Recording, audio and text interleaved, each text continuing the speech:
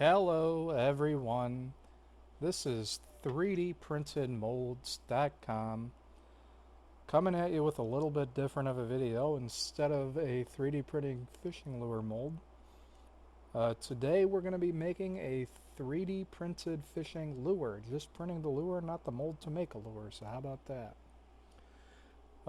Had an idea at some point after work today, driving home, maybe when I got home, I don't know.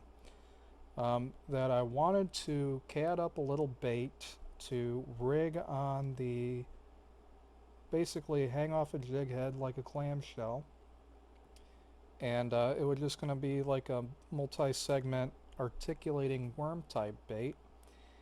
And so what I'm doing here is I'm CADing up the jig head that I'm going to later use to make part of that clamshell so it'll fit around the jig head once it's printed out.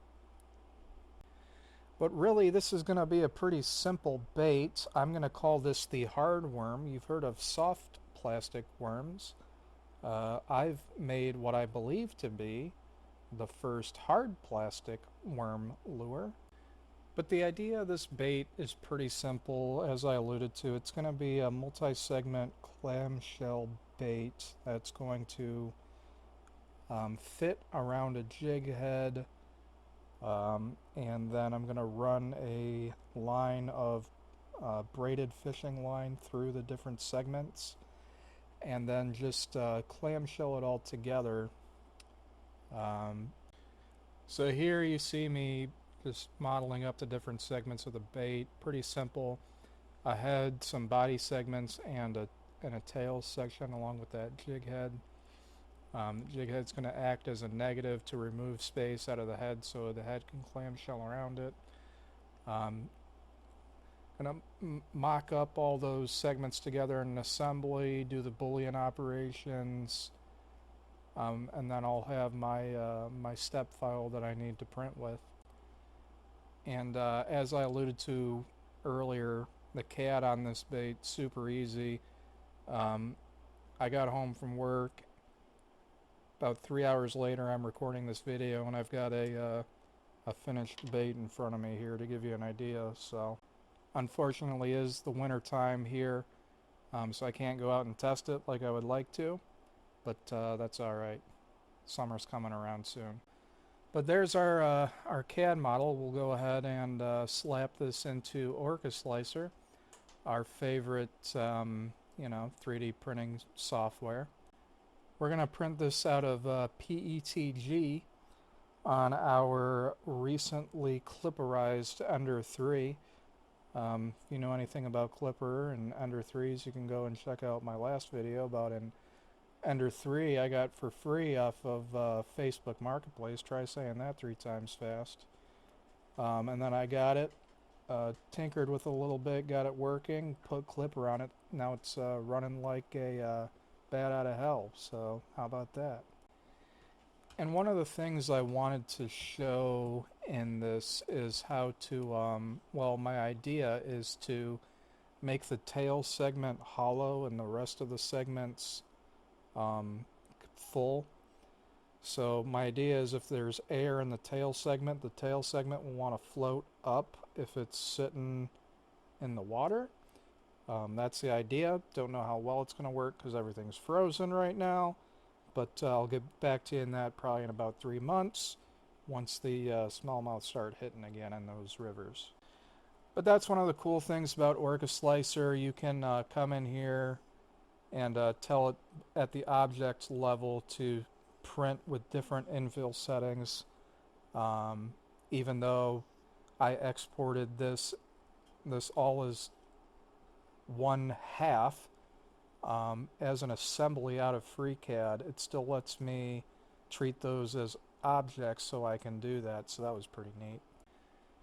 Here we got a little video clipperoo of my Ender 3 from Facebook I got for free. Say that 3 times fast. It's going through its homing sequence here, and then I talked a little bit in my video about this printer running Clipper about the adaptive bed level meshing that it does in Clipper, which you're seeing right now. Really cool feature of running Clipper on a machine like this that you can't do on something like the Bamboo Labs or the Flash Forge. In my humble opinion, if you were to want an under 3 running Clipper over either of those printers, this would be the reason why. So you can run these types of macros in your startups just to customize, what you're doing further. So it's laying down the purge line. Now it's going to lay down the first layer. First layer is perfect every time doing it like that. Now you're going to see some nice little video footage of this thing ripping and rolling in Clipper. Have you ever seen an Ender 3 move this fast? I think not. And then I'm running through and recording this video in one take. Remember if I mentioned in the slicer video, had to mirror the top part of the head, so when I went to do the clamshell around the jig head, it would fit. So the first one I printed here didn't fit around the jig head because I forgot to mirror the one half. Went ahead, did that, printed it again, fit fine. First try, as Batman says. And then look at that. Real nice print quality. Again, that's PETG. I'm printing at 280 Celsius, so that's why you're seeing a little bit of string in there probably. I print that hot so I can print faster. And then there's the bait. Glued all the sections together. That was a major pain to do that piece by piece. But did that. Did some UV clear coat over it, and then I got myself a finished lure ready to go out and take out again once it warms up about 3 months from now. So this has been 3dprintedmolds.com. Thanks for watching. And then just wanted to add another final note here. I normally don't put up any of these models on my website for you to buy until I have a chance to actually go out and test them and fish with them. But since this is the winter, it's going to be a while till I can do that. Comment if anybody's interested in purchasing this model to buy yourself so you can print it. So I can throw the STL on my website. Well, it'll be a step file on my website. It's an Eagle Claw WBH 116-3 1/16-ounce jig head. If you are interested in printing one of these out for yourself, let me know. I don't plan to put it on the website until I catch a fish with it. But if you don't want to wait, send me a message or something. See what we can do.